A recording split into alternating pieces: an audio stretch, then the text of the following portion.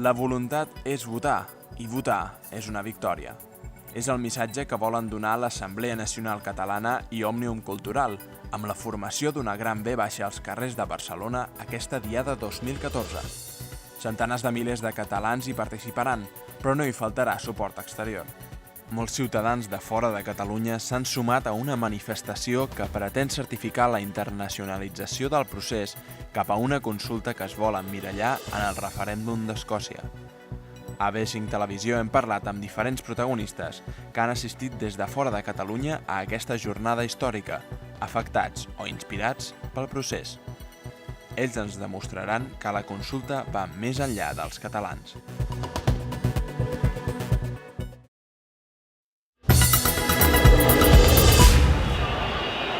Plaça Catalunya ha viscut durant anys reivindicacions i protestes, però avui només és un lloc de pas. A les hores prèvies a la manifestació, alguns s'han quedat onejant les seves estelades atrets pel plató que ha muntat un programa d'una televisió espanyola. D'altres es refresquen per afrontar un 11 de setembre amb temperatures de ple estiu. Mentrestant, van arribant els motoristes d'arreu de Catalunya i passen de llarg cap a Gran Via, Diagonal o Glòries. L'Assemblea Nacional Catalana i Òmnium Cultural han aconseguit mobilitzar la població catalana per demanar massivament una consulta per la independència. Als 550.000 inscrits de la V baixa abans de la diada s'hi han d'afegir tots aquells que també es manifestaran tot i no haver-se inscrit, previsiblement residents a Barcelona. Alguns representants dels partits nacionalistes de Galícia o Euskal Herria s'han desplaçat fins a Barcelona per participar en la V baixa. D'altres ciutadans gallecs, bascos o navarresos fa temps que es van instal·lar aquí i es manifesten pel dret a decidir de les nacions. Nosaltres estem aquí apoyant el dret a decidir dels catalans, volem la independència dels catalans i també volem la independència de l'antiga Bascònia, que és l'estat basc de Navarra. La nostra forma d'estimar Galiza és defensant Catalunya i per tant creiem que com a poble de Catalunya i com gallecs volem aprendre d'aquesta experiència, volem aprendre del fet que Catalunya pugui votar. Enmig d'un gran ambient festiu, cada vegada més gent va omplint Gran Via i Diagonal, dibuixant lentament el que seran dues grans senyeres. Una protesta d'aquesta magnitud i significat ha despertat l'interès de mitjans arreu del món, tan importants com Al Jazeera, la BBC o The New York Times, o més modestos com la televisió de Letònia, un dels països que ha servit d'inspiració pel procés català. I'm working for Latvian television and we are making the coverage of the event, and also because our composer Martin Browns has composed the song which is now in your adaptation called Ara es Lahora. I really support that Catalonia is doing this in a democratic way, that is peaceful and democratic demonstration of wish of freedom. That what we made in Baltics as well, because it's not many examples in the world. El moment de tancar el vèrtex s'apropa i els organitzadors treballen a fons per a que tot funcioni. Entre ells hi ha la Nela, una valenciana que viu a Catalunya des de fa una dècada i s'ha implicat de ple en el projecte de l'Assemblea Nacional Catalana. Treballa com a organitzadora a les convocatòries de l'ANC des de la seva fundació. Jo penso que tot el món té el dret a decidir i tot el món reclamarà el dret a decidir. El País Valencià està reclamant el dret a decidir en moltes altres coses, no se'ls estan donant, en els impostos, el dret a decidir en la llengua a les escoles, ho està demanant, el que passa que tampoc els deixen decidir. Entenc que n'hi ha ritmes diferents. Quan el poble valencià vulgui el seu dret a decidir i ser un estat autònom, ho serà. Es produeix el moment culminant que confirma que tot ha sortit bé en una diada memorable.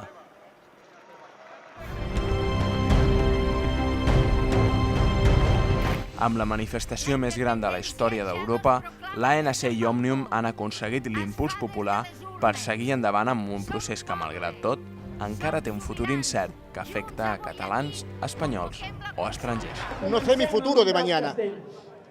Yo lo que quiero votar ahora es para una consulta y de ahí encaminarnos para una independencia, pero con mucho diálogo, porque esto hay que dialogar mucho.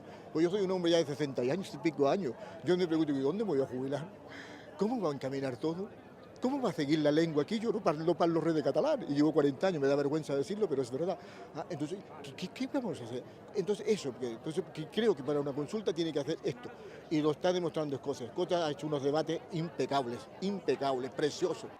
Després de la V baixa s'ha de seguir treballant, tal com fa l'Ània, de Polònia, que enllesteix un article sobre la diada que acaba de viure per primer cop. By coincidence, I started studying politics, international relations, and as I've been here like 12 times in Barcelona before, I knew about Catalonia, I knew about Catalans and their will for independence. So I decided that I'll write my master thesis about the whole process and about Catalonia. So I wrote to the ANC headquarters and they answered positively and they told me that I can do an internship here and help, and that's really amazing thing for me because I can be at the very center of all events and I can write about it and I can experience it. Actually, not only read about it, but experience it and take part in the whole process. A més d'ajudar el Departament de Premsa de l'ANC, escriu a un blog monogràfic que informa en polonès sobre la consulta de Catalunya. Precisament aquest tipus d'iniciatives posen un petit gra de sorra a la internacionalització que sempre ha buscat l'Assemblea. Com sempre, aquests darrers anys la premsa ens ha seguit i amb una forma creixent. La premsa internacional aquesta vegada ha estat d'una presència brutal, molt massiva. Hem tingut més de 40 mitjans internacionals acreditats. I bé, això no és res més que un signe i un símbol del que Catalunya comença a representar en el món. És a dir, som focus d'interès, som punt d'interès, el món està pendent del que fem i el món ens segueix. 1,8 milions de persones. Aquesta és la gent que s'ha congregat avui a Gran Via i a Diagonal, segons la Guàrdia Urbana. Aquesta multitud envia un missatge molt clar a l'estat espanyol, però a més ha aconseguit concentrar les mirades d'arreu del món. El procés guanya cada vegada més suport a nivell internacional i això és clau pel reconeixement d'una possible Catalunya independent. De convocatòria de la consulta popular no referendària sobre el futur polític de Catalunya. El full de ruta continua exactament igual, amb el 9 de novembre a l'horitzó. Una consulta continua sent l'opció preferida per la majoria parlamentària catalana i les principals organitzacions pro-independència.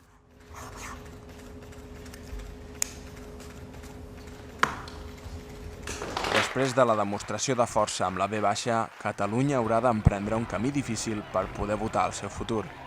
Això sí, per aconseguir-ho, compta amb aliats anònims arreu del món.